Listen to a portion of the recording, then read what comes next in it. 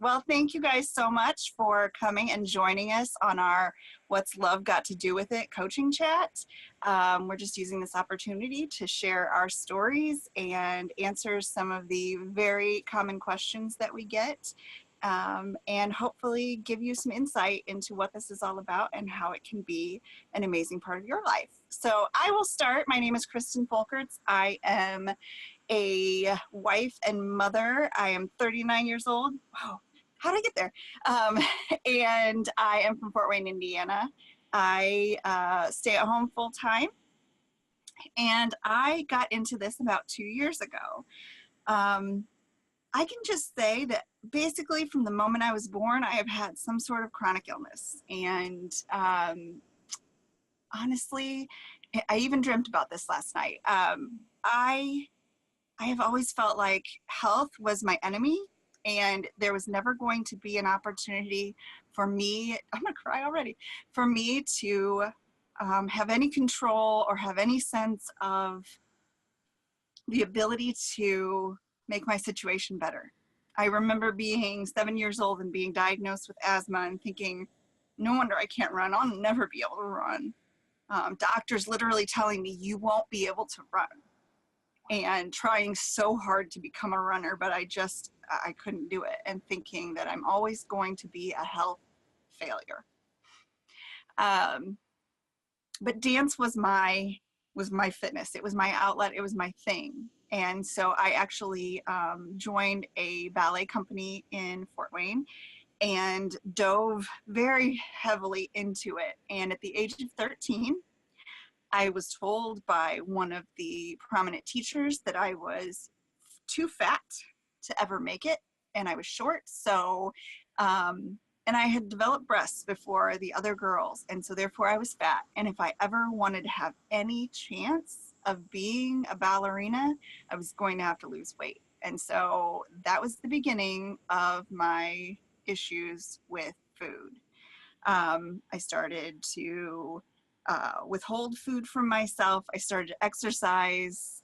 I already danced hours a day, and I would go home and I would do sit-ups and I would do push-ups, and I would spend hours doing extra exercise, just hoping and praying that I could lose more weight and that I could be like the other girls. I started watching what they did, so I started eating baby food and celery. I started making excuses for why I couldn't eat meals with my family or eat lunch at school. I did this all through high school and most of college. And then I had a very traumatic event right before my senior year of college. And once again, I turned to food as my sense of control. And I decided that if I didn't want to deal with other people and have people notice me, I was going to eat and put on weight so that I would just disappear. And that's what I did. And so I began to binge on food. I put on, probably 20 to 30 pounds. And that didn't stop until I re-met my husband. And he showed me that no matter what I looked like, no matter what size I was, he loved me anyway. And we worked through it together. And then we got engaged, and I went, oh, holy cow, I want to look fabulous in a wedding dress, so I better go hard at the gym. So I would spend like 2 hours a day at the gym, and once again, I would count calories and do all those crazy things, and I looked fabulous in my wedding dress. And I remember the alterations lady saying, you need to eat and put on a little bit more weight, or you're going to not look good in this dress because you've lost too much. And I was like, oh my gosh, this is the best thing I've ever heard. And looking back, I think, how sad is that? And even sadder than that is, as soon as we were married, I just let go. And we both became fat and happy. And then more health problems came along, and food again became my comfort. And then we had our miracle children, and I kind of lost myself. I once again kind of disappeared and felt insignificant. And then came the day when I was diagnosed with hypothyroidism, and it was like the freaking final straw. I was just like, why one more thing? I can't take one more thing. And thankfully, Michelle and I had reconnected. We went to elementary school and middle school together, and I had seen the awesome transformation she had. And she kept asking me, don't you want to try this? And so one night in April of 2016, she asked again. And I told my husband, I'm like, I just don't know. And he's like, we have to do something. You're not happy. We're not healthy. We have to do this. And so we did.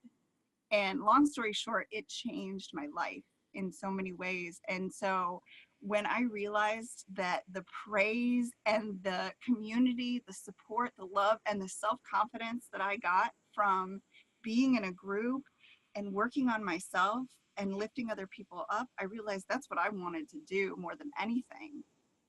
And so I dove into coaching, and it hasn't always been easy, but it sure has been there for me through a lot of rough stuff. I was let go from my job. I worked part-time from home, and I was let go from my job in December. And I thought, oh God, what am I going to do? And every time it's come through as a way for me to, one, have purpose, and two, have income. So does it work? Yeah. If nothing else, the community that I have around me is worth more than any penny I make.